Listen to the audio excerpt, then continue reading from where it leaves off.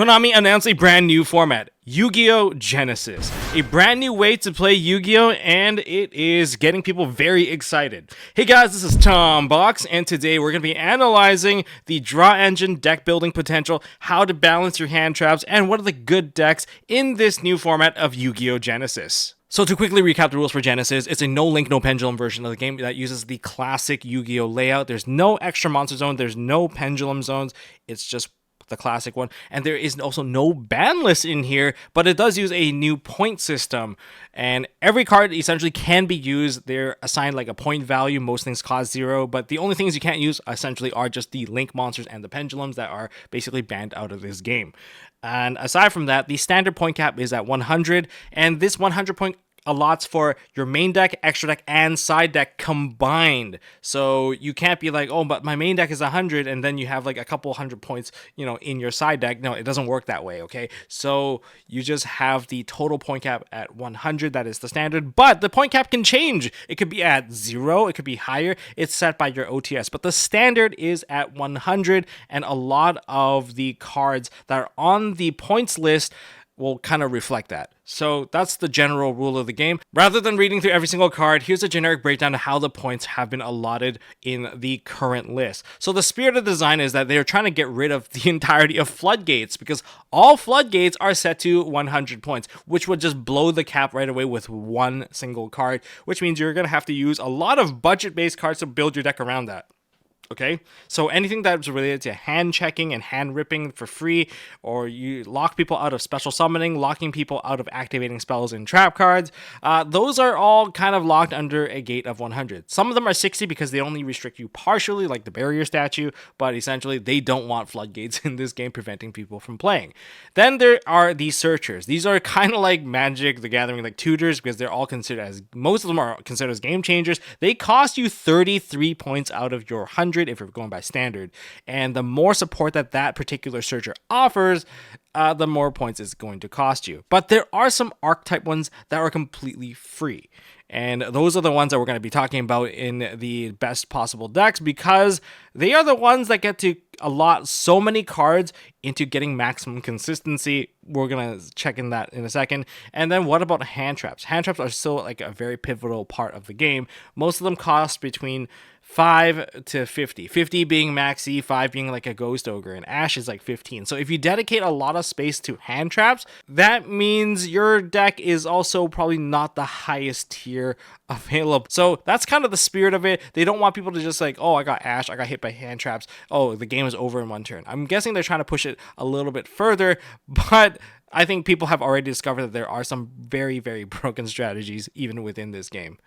Now for draw engines, there's free ones, there's cheap ones, and there's really expensive ones. For the free ones, to our surprise, Pot of Extravagance is also on here, so if you don't rely on your extract too much, or you can just triple up on the names, you can play 3 copies of Pot of Extravagance. If you play a non-special summon deck, Pot of Duality can be also played at 3. Not really too different from our current format, but here's the thing. Upstart Goblins also at 3, but at no additional cost. Chicken Game, I think that's at 1, whatever it is, it's at 3 here as well. So if you need to fill up your deck with free cards, which would be the case for some decks, these are some of the options that can fill it in quite easily without hindering the consistency of the deck, because you can draw into more Chicken Game, more Upstart Goblin, but that essentially is going to get replaced with an actual card, which is a good thing overall. And then there's also Drag Down into the Grave, there's Time Tearing Morgana. These cost nothing. These are everything that is free, and you can even have in-archetype based search engine that are also free, like Destiny Draw if you're going to be playing a sub-engine of Destiny Hero. Most hero cards, I believe, do not cost too much except for like Dark Law. And then there's the Spellbook of Knowledge, Sekka's Light, Ring Requital. These are all typing based, archetype based, and if you don't really need your I guess spells and traps, and Sekka's like could be a pretty good choice if you're maximizing on like dangers or whatnot, but I don't recommend it because Mystic Mine is also a thing. So if you have no answer to Mystic Mine, you could also end up losing quite badly. Now as for like level based drawing, of course we have the levels 6, 7, 8, 9, 10. These are all available, all for free, so it kind of gives you a little bit of wiggle room for deck building, especially if your deck consumes a lot of those point cap. Now for draw engines with a low cost, we got Allure of Darkness, and for search engines as well, we have like the Ritual Search of like Prep Rights. There's also the Mirage of Nightmare, which is a ban card, but is it really that great? Because it does account for like 10% of your standard point cap, and yeah, that's for each copy. So what are you really trying to dig into? It's not likely going to be hand traps. Hand traps have their own cost. I have that on an upcoming slide. So you've got this coming for you. I don't know if a lot of people are going to try and play it, but if they have a way to kind of self-remove that Mirage of Nightmare, then potentially it's a draw 4. But it's going to require some strategizing and some dedication to clearing that card off. And then there's pre-prep, which gives you 2 cards. Interestingly, One Day of Peace is at 11 points, and Triple Tactics Thrust is at 13. But being at 13, you better be searching for something a lot more useful. And you're not going to be able to search for like floodgate cards like Harpy's Feather Storm, because that's at 100 points. That breaks your point cap, and therefore Triple Tactics Thrust being able to search something isn't too bad, considering that the thing that you're going to be searching for also costs you points. Now let's look at the high cost value ones. We got ourselves Pot of Desires, that's at 3. Pot of Greeds at 30 points apiece. So if you want to play triple Pot of Greed, you can. Just that you only have 10 points left for the remainder of your deck. So everything else either has to be very budget and free. But at least you got triple Pot of Greed, and it'd be like a fun way to kind of test out what does it actually feel like, and what does the card even do. I don't know. Then there's Foolish Bear at 33 points, and Wanted Sinful Spoil Seeker, that is also at 33 points, because it searches Diabell Star. That engine kind of is like very circular. And for the 40-point range, we've got Graceful Charity, Card of Safe Return, Card of Demise, Card Destruction, and also Pot of Prosperity. Based on how they allocated these points, it clearly says that Pot of Prosperity is a much better pot compared to Pot of Greed. Yet Pot of Greed is the only one that is banned. Now, Pot of Prosperity still digs into your extracts, so just be careful about that. And there's also Graceful Charity. Man, Dark World is eating well tonight, but Dark World also have certain cards that are completely banned. They can't even play Silva because it's a hand rip based card, and it is too easy to set up. Now, as for the cards that you're likely not going to play, there's 1-for-1, Triple Tactics Talent, and Painful Choice. 1-for-1 is at 91 points, so you have like what? Not that much space left. Triple Tactics Talent is at 93 points, so you can't thrust into the talents. And Painful Choice is at 95 points. You have 5 points left to do. I don't know, man. It's like pennies in your pocket. You can't do anything really with it, but it's there. So that card you're searching with Painful Choice better be like the best card ever, and it's likely not going to be. Like, basically, these are banned in the 100-point standard. But if you gotta go beyond that, if you play like 200 points, it gets a little bit more wild, considering you can also increase this. And maybe 200 points is even more fun, but it could get even more sacky. It almost feels like we're already dividing the traditional versus the actual standard. That's what it feels like when they're doing this. But you know, it is what it is. I mean, Mystic Mine is like at 100, considering it's a floodgate, and people have found builds to build around it with these cheap zero-cost cards. Now, for hand traps, here are the free ones that you can use to fill up the space. As long as you're able to survive, maybe it will work out. Now, looking at the general interaction, one of the most go-to ones is going to be DD Crow. It interacts with the graveyard, it removes stuff, and it does not cost you a dime. And then there's Herald of the Orange Light, based off of you fairy players. If you have the fairy, you can use it. And then there's Artifact Lancia. I don't know if there's a banish-based deck, but seeing that D-Shifter is going to be accessible, maybe some decks are going to be able to play it. But based off of what I know, there's probably one deck for sure that will play it. Then there's a bunch of battle-based hand traps that are all free, like Gores is like a free one. There's also Emissary of the House of Wax. Personally, I would like this one a little bit more because it negates everything after the battle phase ends. It can't be destroyed by battle, but it does put your whole battle at risk if it does get removed. But Omni Negates are not the easiest thing to acquire. Are they going to burn it on an Emissary? Sure, probably. Why not? Because it's going to hurt them a lot if you can exit the battle phase with this thing activating. And then there's also Battle Fader and Honest. You can skip the battle phase entirely, or if you play a light-based deck, then you can punish your opponent by letting them swing in, or you can swing into them. Now, I know that the bottom two aren't really like hand traps, but they're very useful for clearing out problems, such as using a Kaiju. Essentially, Kaijus are imperms that don't target on your own turn. Kind of like more like a chalice. It just sets them to a particular lifeline with the attack points, and the Kurikara can potentially wipe an entire board. So these are potential free options if you need them. You can put them in your side deck if you need them. And then we go into the point-based hand traps. Ghost Ogre, Effect Veiler, Meows, Bell, and D-Shifter are all at 5 points. Yes, Shifter's at 5 points. You might be wondering, did they miss a 0? Apparently not so far, so Shifter can be played, and there will be decks playing Shifter just to slim out, the existing decks. And then there's also Drone Lockbird at 7. And other cards at 7, Mourner, Fua, Delta, these are all at 7. It's kind of interesting seeing that the Melcharmy Fualos is at 7. It's probably the more popular one, but it's also pretty nice. Somehow Perulia is the one at 10 points. Perhaps the format dictates a little bit more of the summoning from the hand.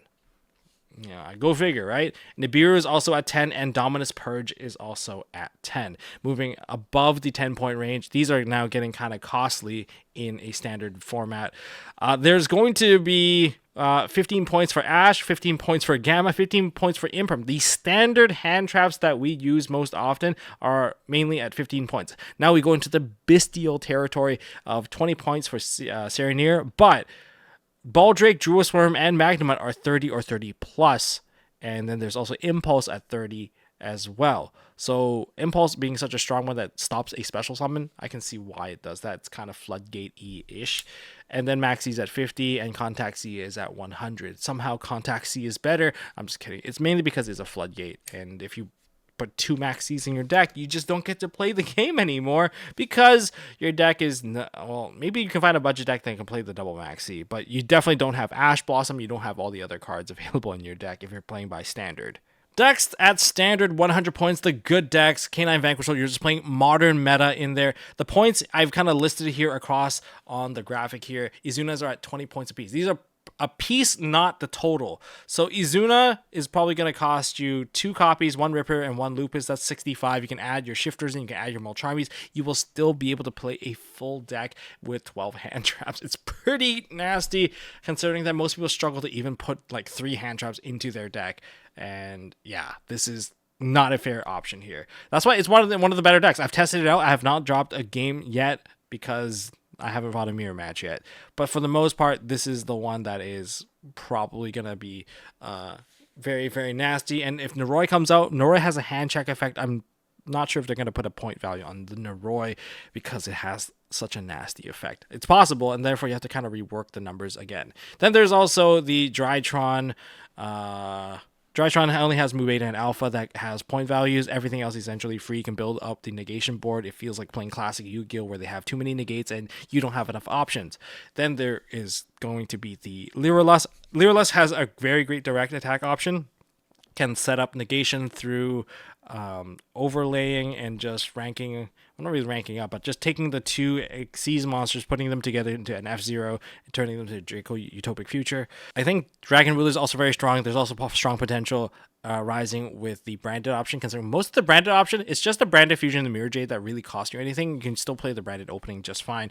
And then there's the Draco Tail. Draco Tail, 5 mana costs 20, Milulu costs 5, Australian costs 10. There's a little bit of a balancing game that you're going to have to do here, but 5 mana being one of the most important one is also the hand trap that lets you fuse. What are you really going to balance it on if you can't max out on some of these names? I mean, you can still play Gulamel at max, Milulu at max, but Australian literally is going to be the best card you have, unless of course because you don't have as many hand traps, there's nothing that you really want to add back into your hand, but you should be always adding more materials to perform more fusions. But that's for another day. I think that's still one of the strongest options here. Now we're into the ones that are maybe potentials. I've played against them. It's very interesting that you can kind of use these as a little bit of a sub engine, but without the ability to perform link summons, like some of them definitely fell off a lot more than they should have. But True Draco, one of the best options, the best ones, very, very consistent considering the draw power that it has. You don't need to play Pot of Extravagance because it already has naturally a draw engine. If you play Pot of Extra, you can't get that additional draw with your own cards. But if you think it's good enough, then that's completely fine. The Spell Monster Immune Draco piece is still one of the hardest monsters to break. And then there is Fire King. Fire King, I mean, I got OTK by this once. it has the option to do it. It just lost a lot of the revival potential coming from the Promethean Princess. Photon's also very strong. As long as you don't have Ash Blossom for the opening play, it's one of those decks that really hard snowballs. Kind of reminds me a little bit of a DDD, to be honest. There's the Adventure Engine. The Adventure Engine is very small Omni Negate that you can kind of get very easily. It can also fill up nice deck space. But you can't link things away, making a lot of the bodies kind of just sit there. And you kind of want them to sit there anyway. As long as your normal summon doesn't need an effect, it's not too bad. Maybe you can play Kitchen Sink. Maybe. But without the ability to perform Link Summon, the combos would feel a little bit short. Time Thief, a deck that is still very strong and never really relied on the extra deck. Originally, I was looking into Raid Raptor. Raid Raptor had, like, oh my god, the combos are so strong, but it had a linchpin play, which is linking into Y-Strix. And without Y-Strix, you just can't get into that same level of immunity and all of those Tower's Best monsters. That's why they're not on the points list. There's Totally Awesome that's being played in the Paleozoic deck, and the other deck that I'm brewing on is Chimera. Of course, I was going to brew on Chimera. Chimera is one of my soul and blood, and it's really hard to actually build it. They actually kind of nerfed the Chimera deck very significantly. Nightmare Apprentices are 10 apiece. Kotal's at 33, Guardian Chimeras at 33, and also if you want to play with the Edgem Engine is also at 33. You can't play all of them together. Something has to get cut. It's either the Guardian Chimera or the Kotal. I'm thinking Kotal because it's nice to be able to dig up polymerization, and the fusion lineup in this deck is already very strong, even with a lot of the cards being at 0 cost. But anyways, these are the ones that have been tested so far or played against so far. What about the weird ones here? Mystic Mine, yes, I played against it. It's unproven whether or not it is good because people are just burning you to death with it. It doesn't really work because, like, once you side in the Cosmic Cyclones, they just start crying. Sword Soul, I don't know how it is without Sword Soul Tenyi. That's something I'm trying to test out. Emergence is at 33. Chi Xiao's at 33, so you're not really working with a lot of space with that. And then there's the troll decks that I've tried and I did not enjoy. Exodia, I did not enjoy playing the Exodia. And I tried to play the Necrophase deck. I ended up playing the Necrophase deck against the Mystic Mine deck, so kind of two degen decks going at each other. I managed to banish his entire deck, but he doesn't run very many monsters, so I was the one decking out myself, so I was forced to summon out my Necrophase. I ended up letting his Cauldron build up so many counters that I got burned, OTK'd from the sheer amount of counters. Yes, there was a lot of turns because essentially I was just cycling my cards, and with the Soul Absorption, I gained a lot of life points, which pushed the game, and that guy didn't want to give up. So we played about like 45 turns before I finally kind of caved in. So there's that. So these are the decks that are pretty strong at standard. If you guys have any decks that you guys want to try out or have a build, leave it down in the comment section. I'd love to hear your thoughts on what are good builds. But that's all I have for this one. If you guys enjoyed it, you can use this, the graphics, as like a little bit of a reminder of what cost what, and it's just easier to kind of help you build up, especially the ones that are free, because the ones that are free are the ones that you're gonna have to dig up and look up. So that's kind of my little offering to you guys. You take the graphic, take a little bit of screenshot. Thank you guys for watching. Hopefully you guys enjoy the format, and I think this is gonna be a pretty hyped up format. I'm looking forward to trying this at locals and testing it out in the feature table as well. So thank you guys for watching, and I'll see you all in the next one.